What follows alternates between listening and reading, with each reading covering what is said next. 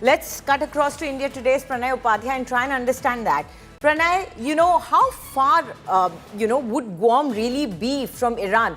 It's clearly not really striking distance, as we can say, but of course it is something that would send a message to Iran from America. On the map, Guam is like in the Pacific Ocean, and Iran is closer to Indian Ocean, Indian Ocean region, and the Arabian Sea.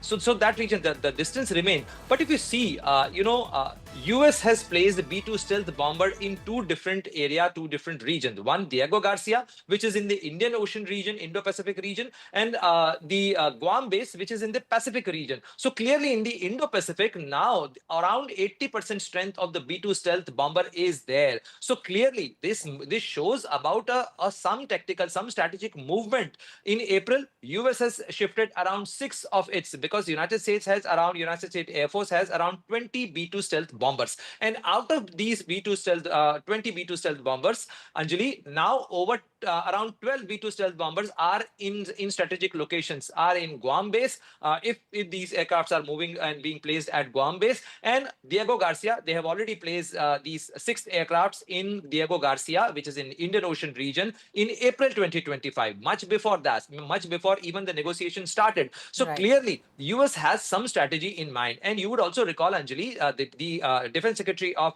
US, Pete Hegseth, recently said that he has ordered a force accretion and augmentation of US strategic force assets in the region.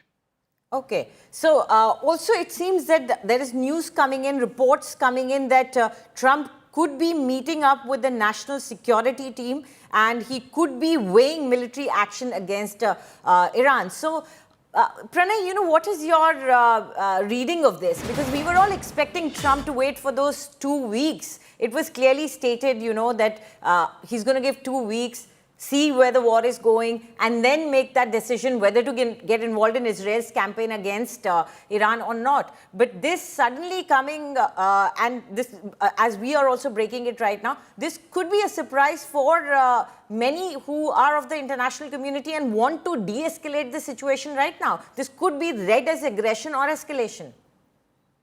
Anjali, do you really believe what President Donald Trump says and what he does?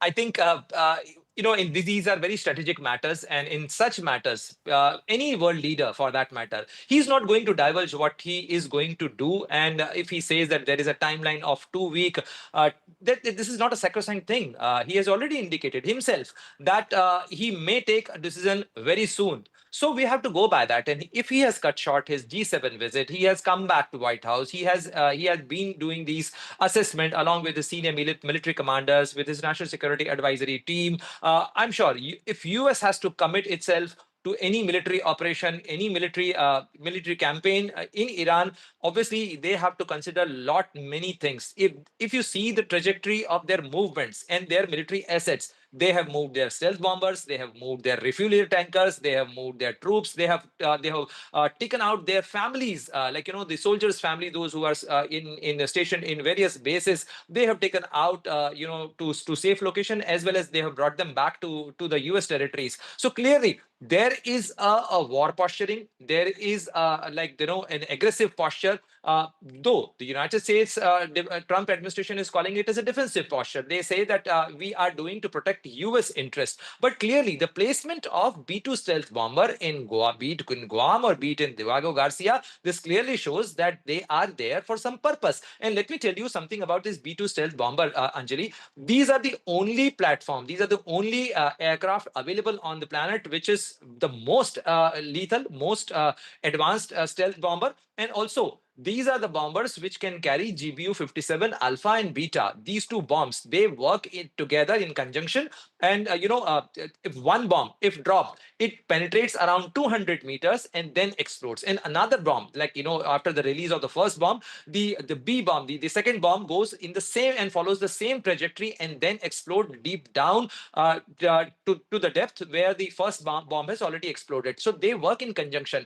These are meant as the mass ordnance penetrator. They are called MOP bombs, and they are around 13,600 kilogram bombs. So So two bombs in quick succession of this magnitude can burst or can destroy anything, and that's why they are considered as the bomb, as the platform, or the ammunition which is required to denuclearize, so-called denuclearize Iran. And that is the thing which is needed for Israel to finish this campaign. If US and Israel has to denuclearize Iran, if they are saying that they want to carry out to destroy the Fordo facility, which is situated deep down under the mountain.